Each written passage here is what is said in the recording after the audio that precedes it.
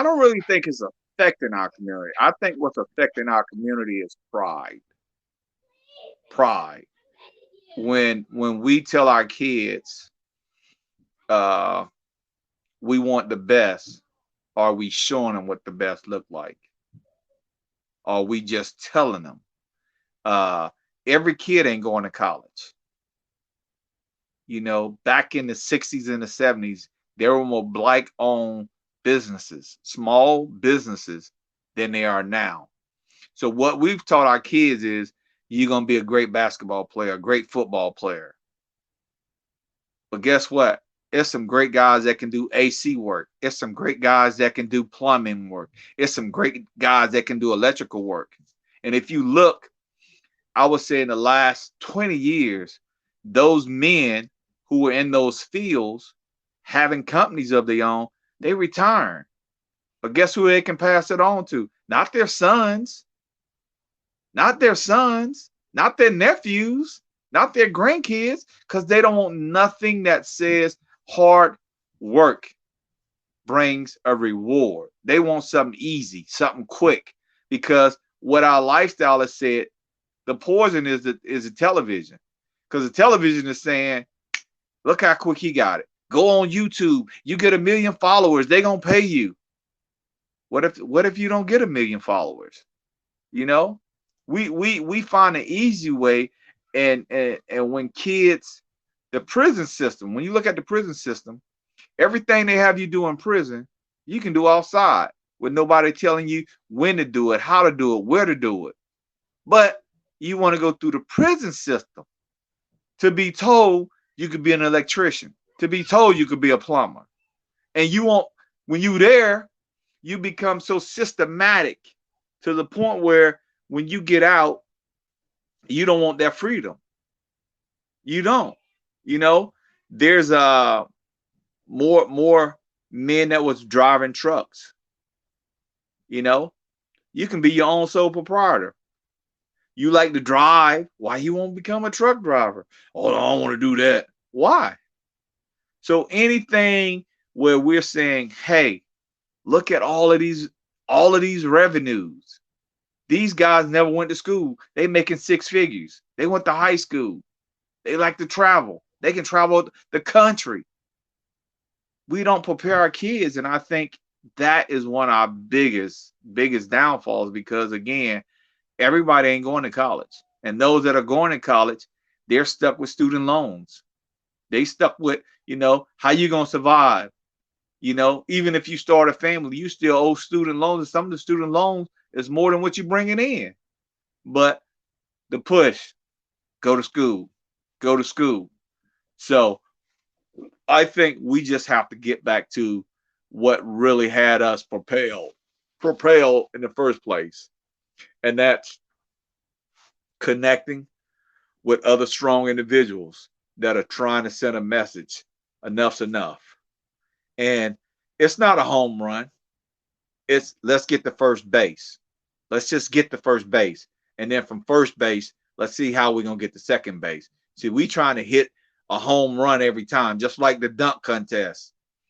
Everybody want that showmanship. Everybody want to look flashy. But at the end of the day, when you're looking at yourself in the mirror, what are you saying? Are you happy? You upset? We got to look at all those things and begin to really call them out as they are. You know, every parent want their kid to be the next LeBron James or the next, Lamar Jackson. What about being the next great pharmaceutical person? What about being the next great architect? You know, we have, I mean, we have so much that we can offer our kids and suggest to our kids. I think we just got to put them in that arena, taking them to the museum, taking them to the parks, taking them to places where we as kids used to go, but now it's so mundane to kids because it's not fun, but it is fun.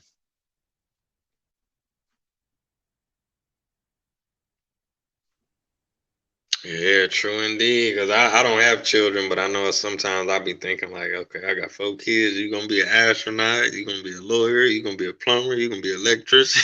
I'm gonna groom them. I'm gonna try to at least. So like Right. they say, shoot for the stars. You know what I'm saying? You might get the moon. You might get the clouds. You just aim high. But I truly appreciate you coming on the show, King. We at the 30-minute mark. Man, I'm definitely looking forward to the books that you got out. If you can share the titles of your books again for the viewers. Let them know where they can get them. If you have social media, share your Instagram, your Facebook, where they can find you or contact you. So you can contact me. My name is Kerry Lynn. I'm on Facebook right now, and I'm on LinkedIn. I don't have any other. I don't do Instagram and all that other stuff. Uh, but the book Overcoming Obstacles, you can get that at Amazon. And then I'm actually in the process of releasing publishing because I'm trying to self-publish. That's another thing we do. We go through somebody else and they get all the royalties, and we get them all our good work. So I learned from my first mistake. So the second book is again uh, uh, uh, uh, refusing to remain silent. You know, and I wrote that for men because we got to stop being silent. We got to stand up and speak. We got to be heard. One thing before I go, I sent something to you earlier, and I connect with a lot of different brothers that's trying to do the same thing. And I think we're great in numbers and coming together, like minded people, trying to get the message out is more important because what you do and somebody else do, it may be the same, but how do we magnify it to the point where we're connected on all points? We're connected from every level. Ain't no sense you doing something that somebody else doing and you don't know that person. So I think it's wonderful to connect because I think in numbers we continue to tear down these areas where we were afraid to go. So when you get a chance, check that information out. But anything I can do, brother, just let me know, man. I am all for a change, and I don't want to make no excuse. I'm a solution person. I believe in solutions. So what you offer, I may need to take it. I may know somebody that want to take it, and I got to be able to share that information because I think that's important.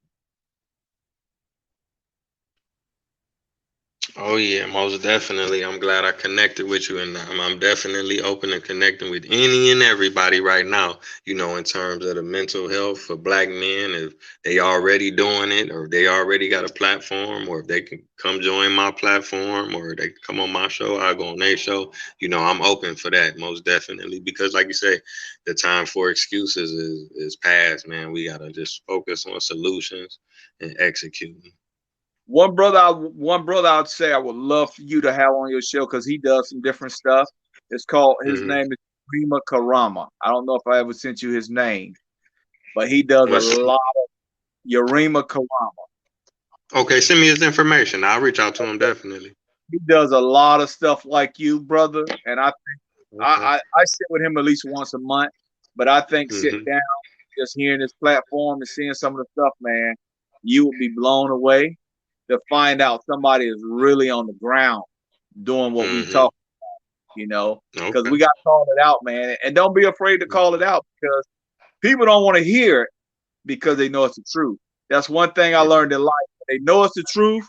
They don't want to hear it. They hear a lie quicker and love the lie, but Mhm. with the truth, man, they shut you down. They cut you off because they ain't ready for it. And we got to You just right not. about that. Hey, we got to not be afraid to just provide that because that's important. All right. All right. So for the viewers, thank you again for tuning in. This has been a very special episode. I truly appreciate you for coming through, King. Until Thank you. next time, family. It's been another episode of Taye Speaks. Peace. Peace.